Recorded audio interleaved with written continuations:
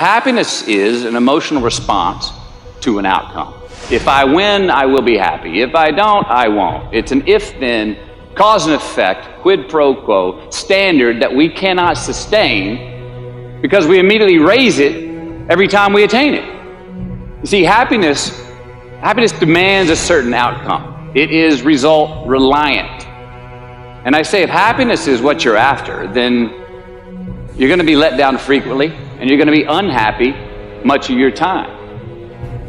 Joy, though, joy is a different thing. It's something else. Joy is not a choice. It's not a response to some result. It's a constant. Joy is the feeling that we have from doing what we are fashioned to do, no matter the outcome. Now, personally, as an actor, I started enjoying my work and literally being more happy when I stopped trying to make the daily labor a means to a certain end. For example, I need this film to be a box office success.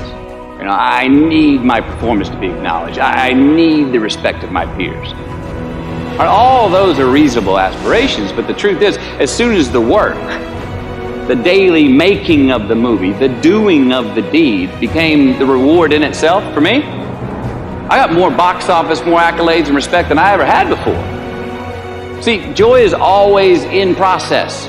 It's under construction. It is in constant approach, alive and well in the doing of what we're fashioned to do and enjoying. Now, the easiest way to dissect success is through gratitude. Giving thanks for that which we do have, for what is working. Appreciating the simple things we sometimes take for granted. We give thanks for these things, and that gratitude reciprocates, creating more to be thankful for. It's really simple, and it works.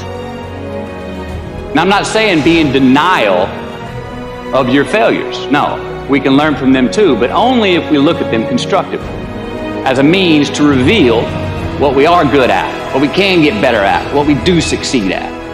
All right, life's a verb. We try our best, we don't always do our best. And since we are the architects of our own lives, let's study the habits, the practices, the routines that we have that lead to and feed our success. Our joy, our honest pain, our laughter, our earned tears. Let's dissect that and give thanks for those things. And when we do that, guess what happens? We get better at them, and we have more to dissect. It's a get rich quick on the internet, rich as 15 minutes of fame world that we live in, and we see it every day. But we all want to succeed, right? So the question that we got to ask ourselves is what success is to us, what success is to you. Is it more money? That's fine. I got nothing against money. Maybe it's a healthy family. Maybe it's a happy marriage. Maybe it's to help others, to be famous, to be spiritually sound, to leave the world a little bit better place than you found it. Continue to ask yourself that question. Now, your answer may change over time, and that's fine. But do yourself this favor. Whatever your answer is, don't choose anything that will jeopardize your soul. Prioritize who you are, who you want to be, and don't spend time with anything that antagonizes your character.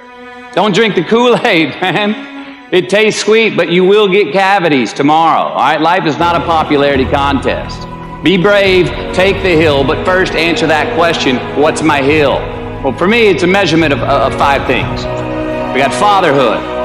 We got being a good husband. We got my health, mind, body, and spirit. We got career, and we got friendships. These are what's important to me in my life right now. Because I want to keep all 5 in healthy shape. And I know that if I don't take care of them, if I don't keep up maintenance on them, one of them is going to get weak, man. It's going to dip too deep into the debit section. It's going to go bankrupt. It's going to get sick, die. So first, we have to define success for ourselves. And then we have to put in the work to maintain it. Take that daily tally. Tend our garden. Keep the things that are important to us in good shape. Defining ourselves by what we are not is the first step that leads us to really knowing who we are. You know that group of friends that you hang out with that really might not bring out the best in you? You know, they gossip too much or they're kind of shady. They really aren't going to be there for you in a pinch. Or how about that bar that we keep going to that we always seem to have the worst hangover from? Or that computer screen, right? The computer screen that keeps giving us an excuse not to get out of the house and engage with the world and get some real human interaction. Or how about that food that we keep eating? The stuff that tastes so good going down, it makes us feel like crap the next week. We feel lethargic and we keep putting on weight. Well, those people, those places, those things, stop giving them your time and energy. Just don't go there. I mean, put them down. And when you do this, when you do put them down, when you quit going there, when you quit giving them your time, you inadvertently find yourself spending more time and in more places that are healthy for you, that bring you more joy. Why? Because you just eliminated the who's, the where's, the what's, and the when's that were keeping you from your identity.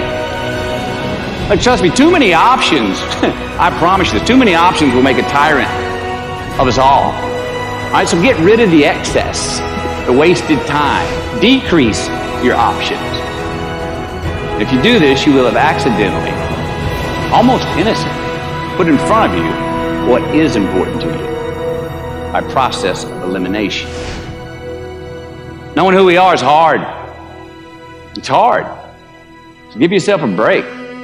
Eliminate who you are not first, and you're going to find yourself where you need to be. Make voluntary obligations. I'm talking about the ones that we make with ourselves, with our God, with our own consciousness. I'm talking about the you versus you obligations. We have to have them. Now again, these are not societal laws, expectations that we acknowledge and endow for anyone other than ourselves. These are faith-based obligations that we make on our own. These are not the lowered insurance rates for a good driving record. You will not be fined or put in jail if you do not gratify these obligations I speak of. No one else governs these but you. They are your secrets with yourself, your own private counsel, personal protocols. And while nobody throws you a party when you abide by them, no one's going to arrest you when you break them either, except yourself. An honest man's pillow is his peace of mind. And when you lay down on that pillow at night, no matter who's in your bed, we all sleep alone. These are your personal Jiminy Crickets, and there are not enough cops in the entire world to police them.